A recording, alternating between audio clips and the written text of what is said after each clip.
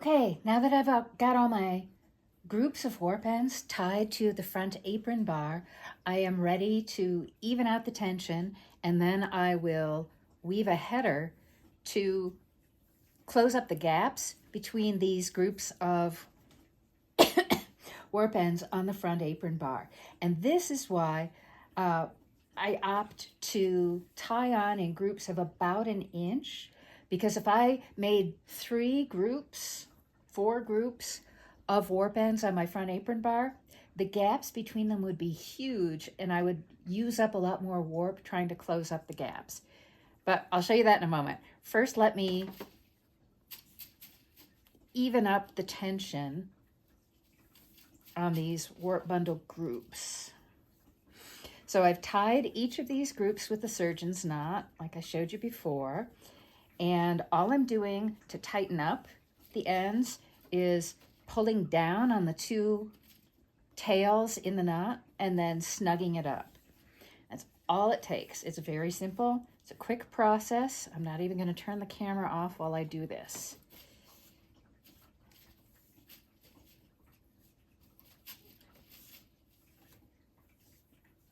So snugging everything up, snugging everything up.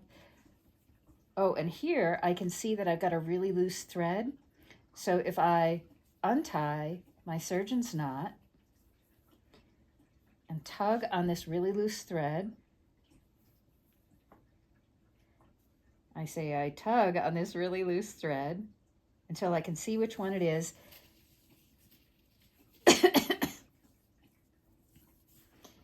And now it's evened up again.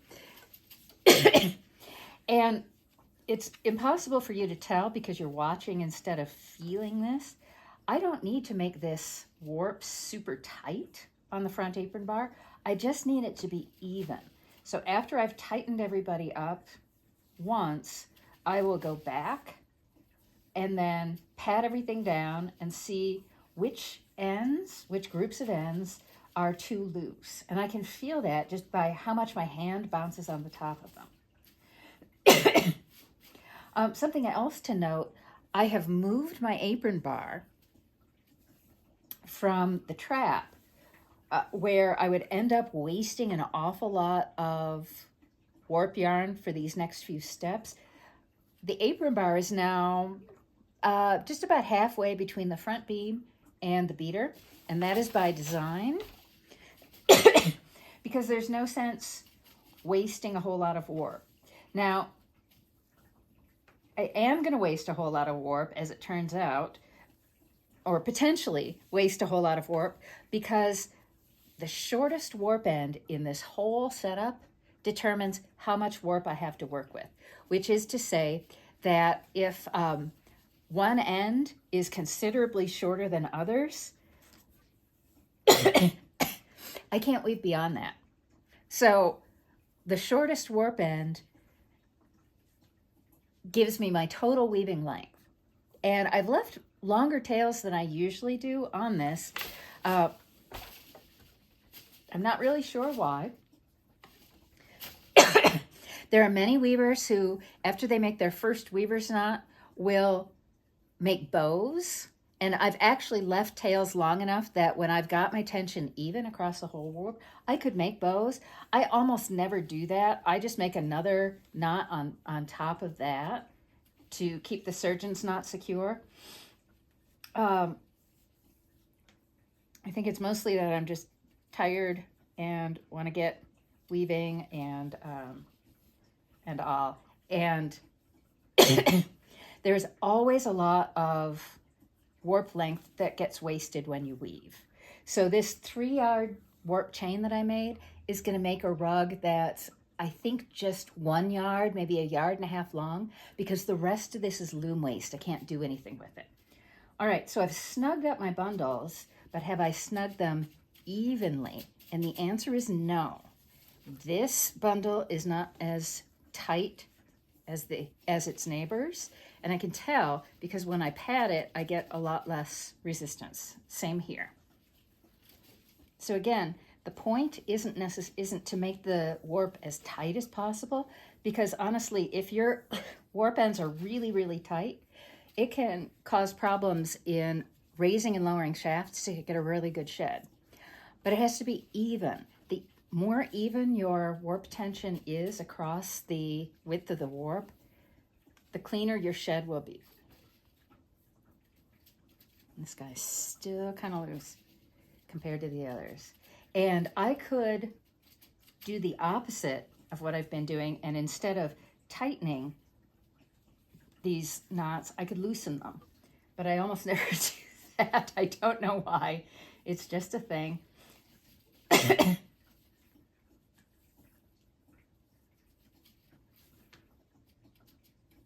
this one's really loose.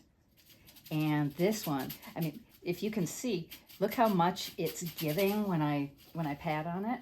So I need to really tighten this bad boy up. Okay. All right, so this is now feeling pretty good to me, and I'm ready to start weaving my header. I'm going to use a boat shuttle to do that. A boat shuttle with a 4-inch bobbin in it. This is a 11-inch shaft boat shuttle with a 4-inch bobbin in it.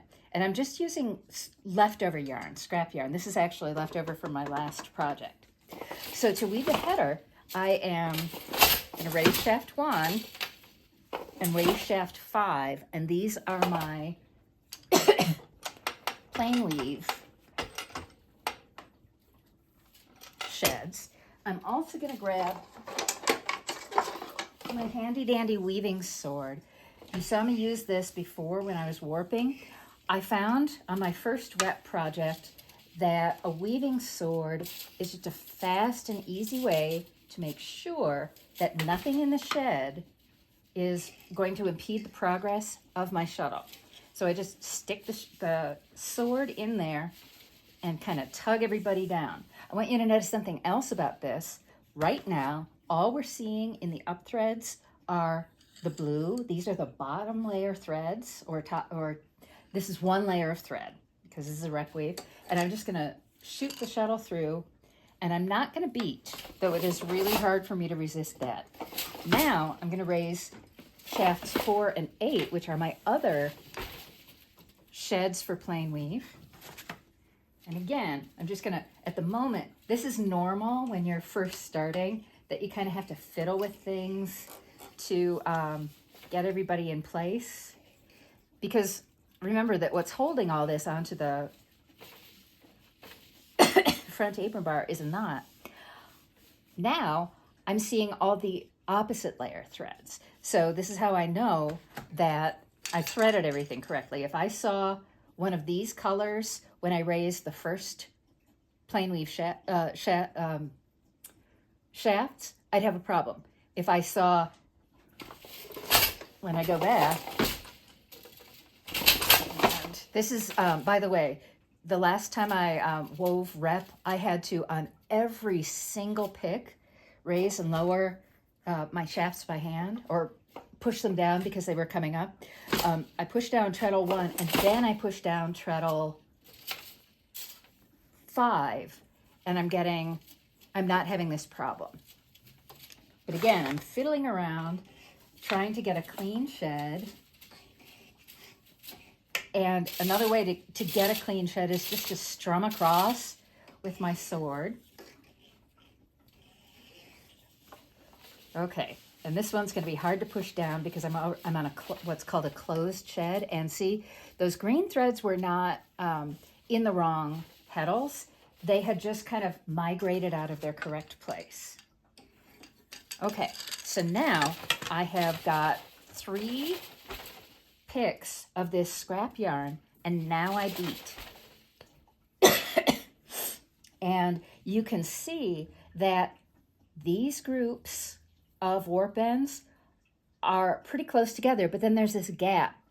There's gaps between these 3, and that's because of the knotting process. If I had made let's say I'd only done 10 groups of knots instead of, I don't remember how many I did, I would have much bigger gaps, and I would have to weave a much longer header to close up all these gaps. Something else that's really cool about the header is I can see which warp ends are not at the same tension as the others.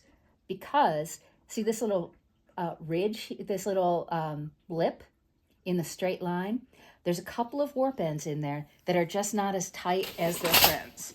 So what I can do at this point is undo my surgeon's knot, figure out which threads, which warp ends are causing the problem,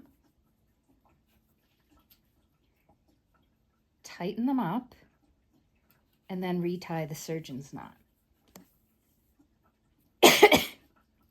I said, find the ones that are causing the problem. There we go. Okay. Go around twice. Never forget, go around twice. All right, and now when I beat, it's a little bit better. Okay. And over here at the side, this last group, the threads were the whole group was so much looser that my weft threads went, hey, I'm gonna curve around and go much closer to the apron bar than for anybody else. So this is one of the many reasons weaving a header can be so useful.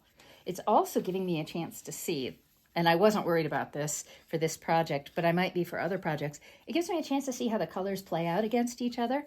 And I knew when I put these colors together that they were going to work, or let me put it another way. I was pretty sure they were going to work. And it turns out I made a good call.